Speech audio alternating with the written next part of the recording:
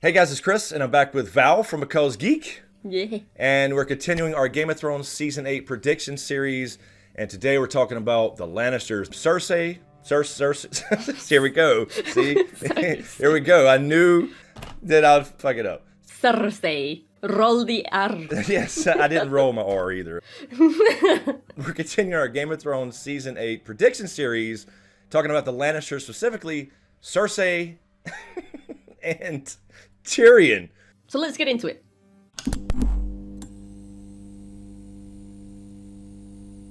But first, let me thank my newest Patreons, Amanda Mitchell, Terry Smith, and Mo Castillo. Thank you guys so much. I really appreciate the support. You guys help get this channel through the long night. Last time we saw Cersei, she is still queen, obviously. Jaime finally left her and said, "You're fucking crazy. I'm getting the fuck out of here. I swore an oath." He's all about oaths now, you know, being the Kingslayer. He's heading up north. Obviously, we saw recently him arrive in Winterfell with the picture with Northern armor. So he's gone, and Cersei is left in King's Landing with nobody but the Mountain, and now Harry Strickland is coming with the Golden Company. Oh, yes. Pretty much sums it up, I think. Yeah, no, that was great. She's still sipping on wine and making plans to kill everybody, basically. Same old Cersei, same old. Exactly. There's nothing new there. Yeah. All right, so I think one of the biggest things to start with would be the baby. We've got to talk about this baby, right?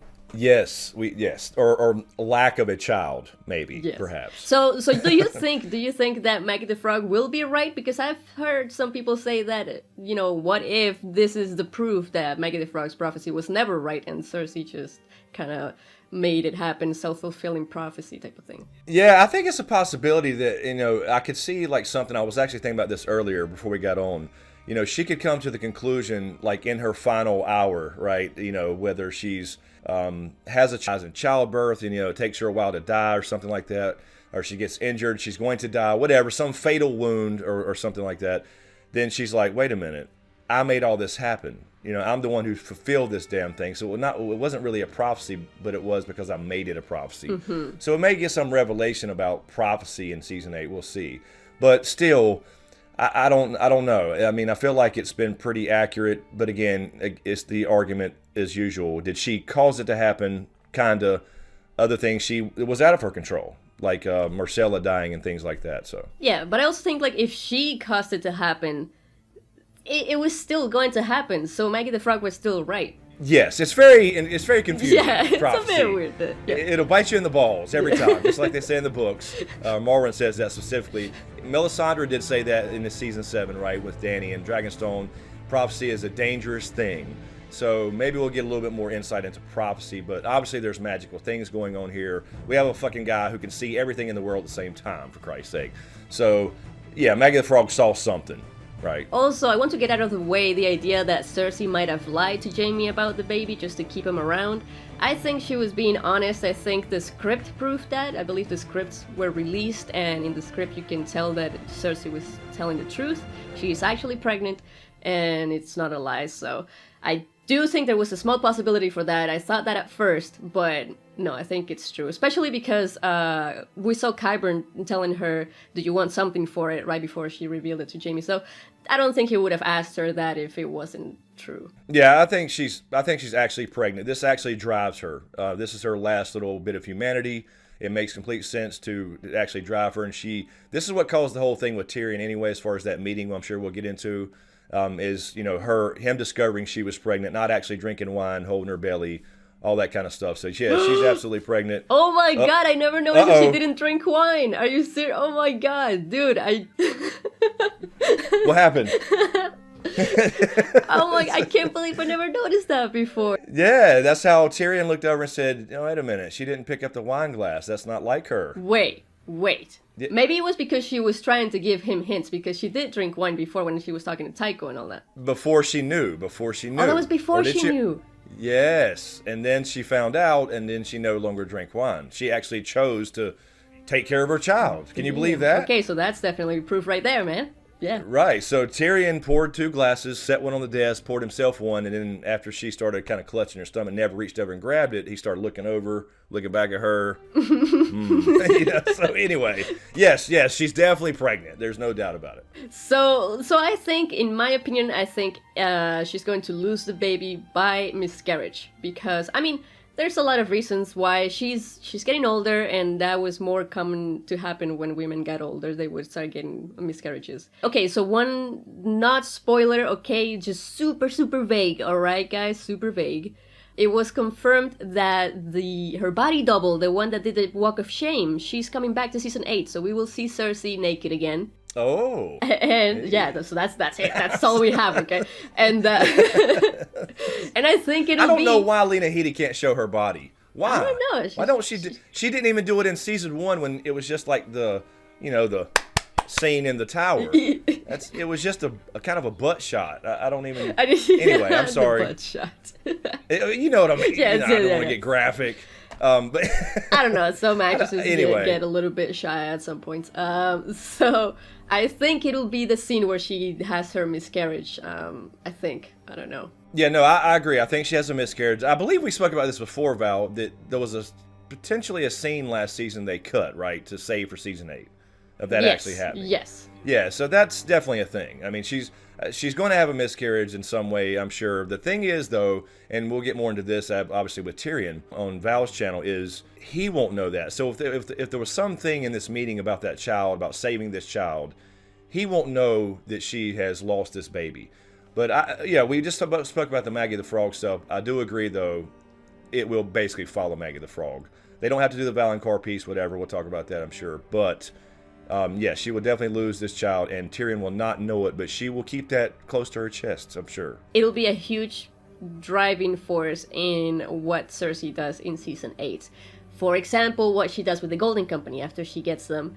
There's been hints here and there that the Golden Company will go north, and it hasn't made any sense because we already know what Cersei planned to do to keep all of her army safe in King's Landing until whoever wins in the north comes south. So why would Cersei be sending the Golden Company up north? This sounds like someone who is mad making decisions. Exactly what I was going to say, because it doesn't make any sense for her to pretend to go, and then she really is not going, so she lets them all get killed, but then sends her own army up here to be killed. But we brought this up in the Sansa video we did a couple weeks back, and I think it's a possibility this makes sense now in that aspect if she's already lost this child and gone crazy. Yeah.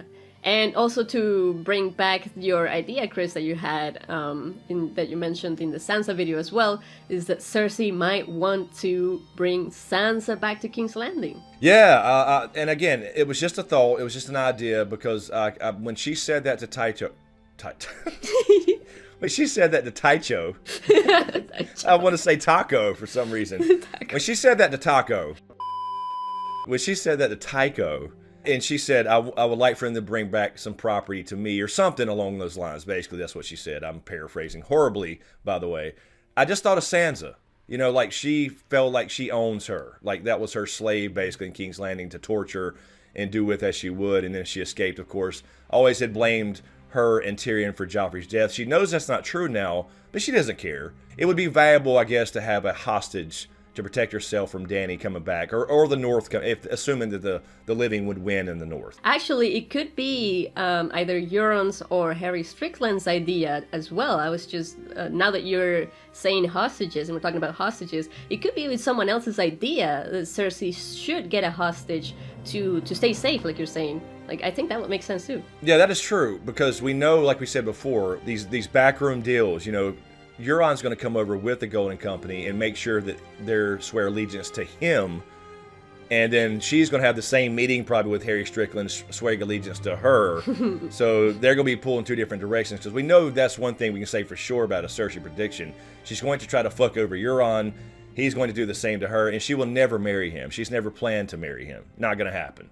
Yeah, no, exactly, because both of them want power and neither of them want to share it with the others. So going back to the hostages thing that we were talking about, I think that also will lead into potentially what we wanted to see, which is Arya killing Cersei. Because if Cersei were to take a hostage, be it Sansa, Jon, or whoever she takes back to King's Landing, that would be a huge reason for Arya. Like, Arya would go ballistic. Like, she's just, if she had forgotten about Cersei, she's definitely gonna remember Cersei now. Oh, yeah.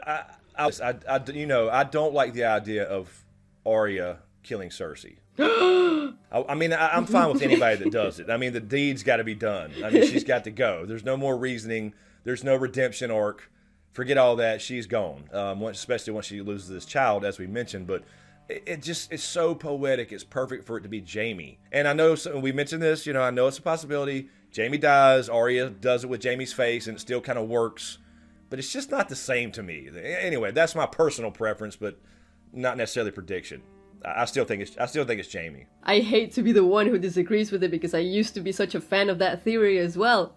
But it's just, I see it more happening in the books, because in the books, Jaime has a lot less love for Cersei than he does in the show. In the show, it really seems like he just can't, like, he's just so tied to her and so in love with her, like, up until after she let Tommen die and the Sept of Baelor being blown up, everything, like, Jaime was still there with her. So that's why I don't think Jaime would be able to kill Cersei. I mean, it would have to be such a big motivation to make him do that when he's so in love with her. And I've heard the actor Nikolai Coster-Waldau saying in interviews that the way Jaime left Cersei was more like a fight between a married couple, where, like, you hate each other, like, in the moment when you're arguing, and then the next day or a few days later you're like, what was I doing, like, that was so stupid. And that's how he described him leaving Cersei. I still think it would be Arya, just because she's still on her list, and there's been a lot of foreshadowing, a lot of,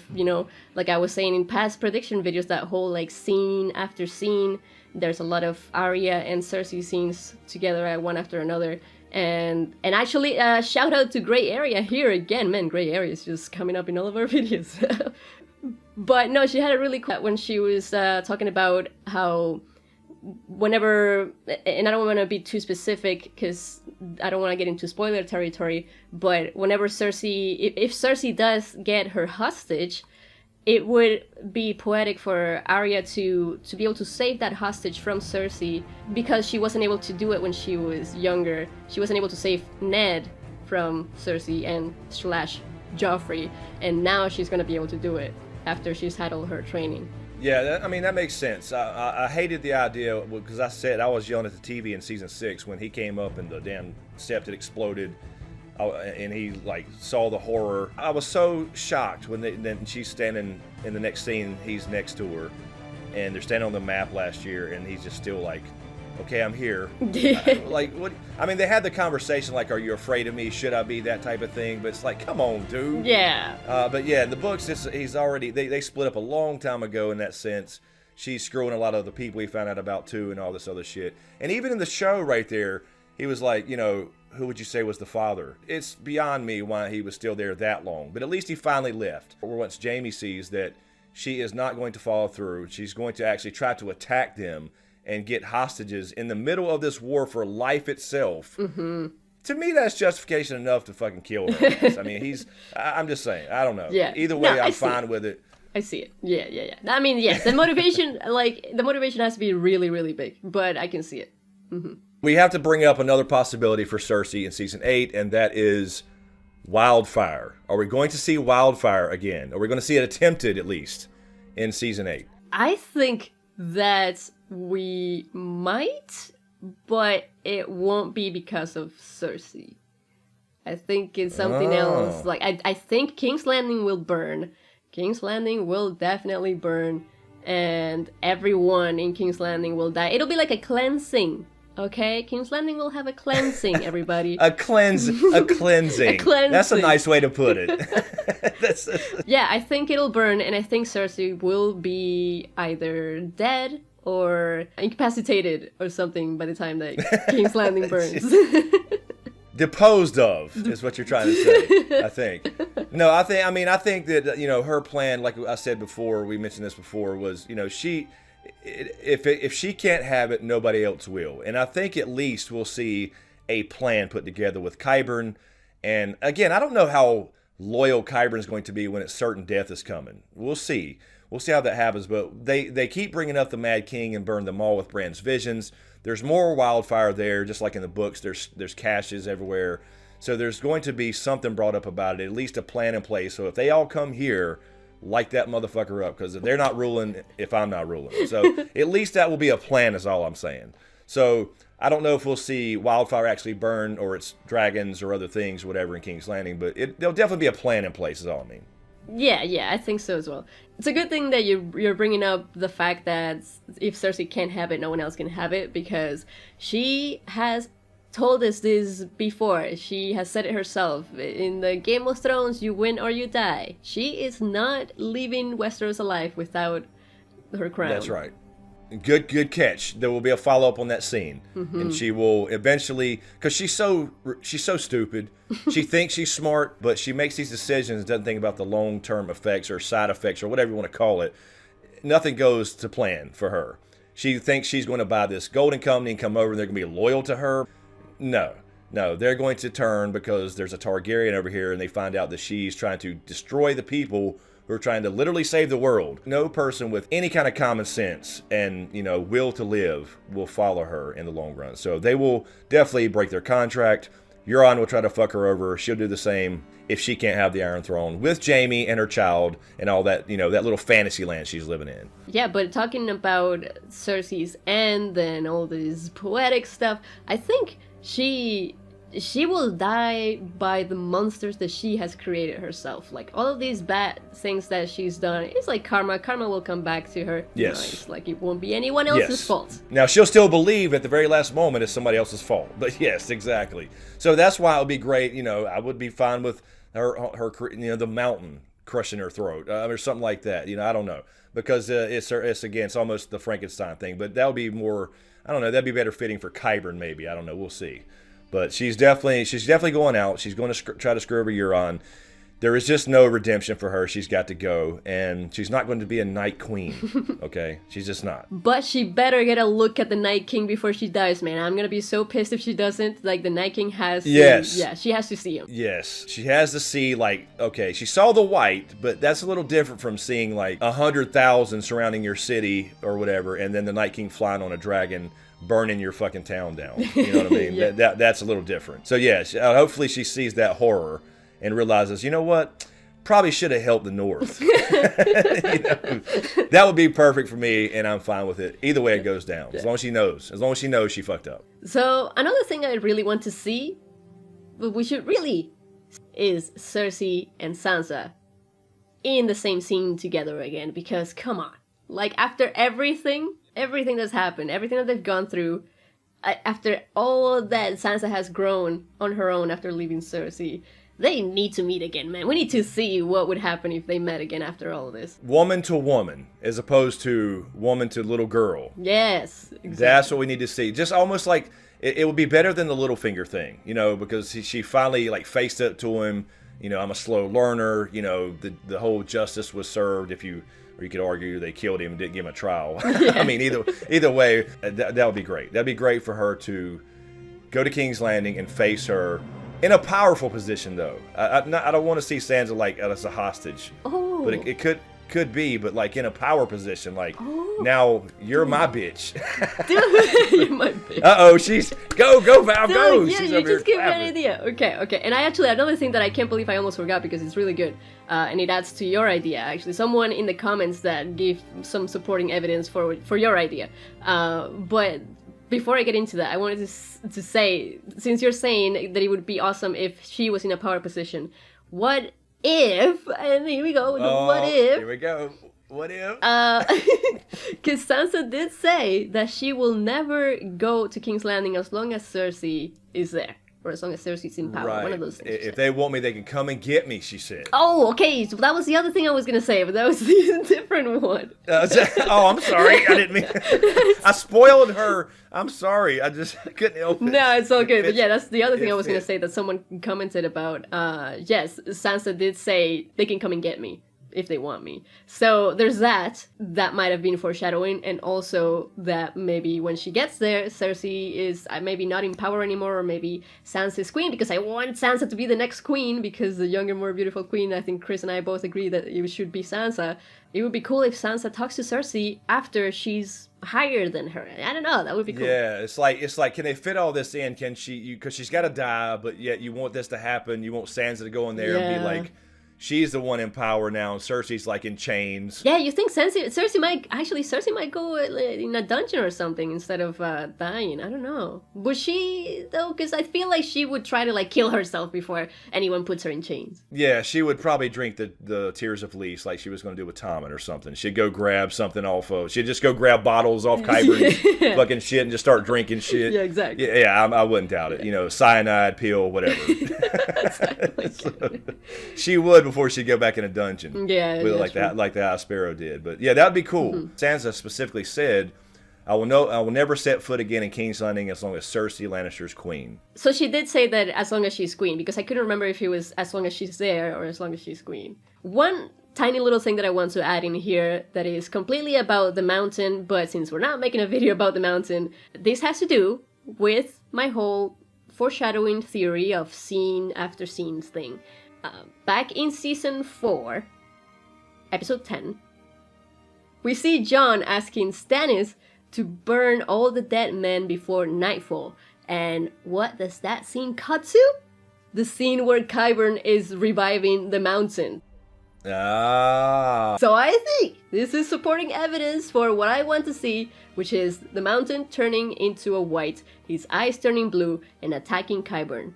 Like a Frankenstein thing. Yes. We mentioned this a million times in a million different live streams and other videos. We talked about it the last time a little bit. This magic is now leaking through the wall. The Night King is coming down. We saw, like in the north, obviously, in season 1, the whites turn anyway, regardless if he's close. It just takes longer. So now that's what's going to start happening throughout the 7 kingdoms. And the mountain's dead.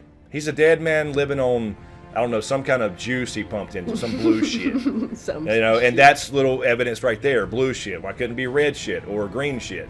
Whatever he pumped in his veins. I think that makes sense. Frankenstein all over again. He kills his creator, I should say. Yes. Anyway, I think that's all. I think we're good on Cersei. So a quick little recap. She will fulfill the Maggie the Frog prophecy. She will self-fulfill it, continue to. She loses her child. So she doesn't have 4 children. It's not going to be Gendry. I'm sorry. I know it's a possibility, but I just don't think they can do that. Gendry, they didn't make enough. They made a couple connections that you could read as that. He's a fighter. I'm a fighter. That type of thing. But other than that, I don't think that's going to happen in the show. Never going to marry Euron, right? I think we agree. Never going to marry Euron. Never plan to. Going to try to screw him over. Golden Company is going to be pulled in 3 different directions, but they will break their contract and go with Dany, Team Stargaryen, or whatever we're calling that. Right. A wildfire plan, at least, in King's Landing. And ultimately, Cersei goes out. I want it to be Jaime. Val wants it to be Arya. I don't care which one it is, but she's got to go. I don't think you can redeem her and send her off to Casterly Rock in a nice, cozy sail somewhere after this whole thing ends. She's got to go full Mad Queen, and she's got to go. I mean, she's got to die. Yeah, she's gonna die. She's not gonna survive. At one point, I did consider the idea of Cersei surviving, but yes, in the game, you win or you die. Now, we're done. We're done here. So now what you have to do is go over to Val's channel and watch the Tyrion video. We're going to talk about the Tyrion over there on Val's channel. So thank you, Val, for coming back to SmokeScreen. And we'll continue these as well. I think next we'll do probably Jon and Dany. Yeah, we got to get into Jon and Dany before we run out of time. Yeah, we're running out of time now. Now we're running out of time. Now we're in a fucking rush all of a sudden. It's only been 14 years, and now all of a sudden we feel like we got 2 weeks left to get all this shit done. So go over to Val's channel, Because Geek, and check out the Tyrion video. So anyway, yes, thank you guys. Thank you so much for watching. Be sure to subscribe to get everything. Shout out to all my Patreons. Thank you so much. Really appreciate it for all your support. You keep this channel going. Thanks for watching, and we'll see you